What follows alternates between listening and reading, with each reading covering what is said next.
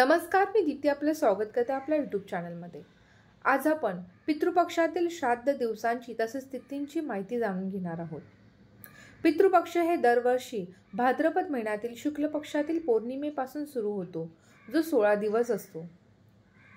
जाणून घेऊया यावर्षी पितृपक्ष कधी सुरू होणार आहे व तिथीनुसार श्राद्धांच्या तारखा काय आहेत।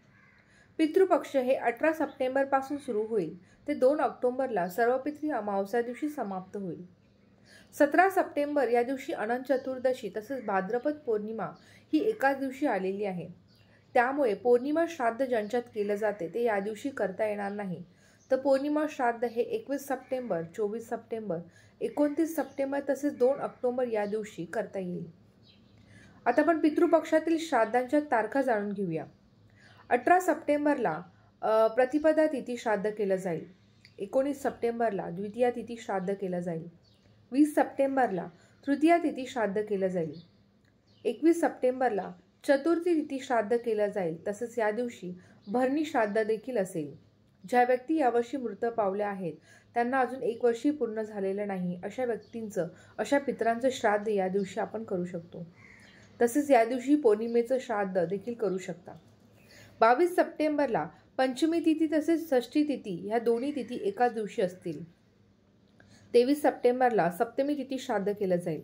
24 सप्टेंबरला अष्टमी तिथीचं श्राद्ध केलं जाईल। तसेच या दिवशी पौर्णिमा तिथीचं देखील श्राद्ध केलं जाईल।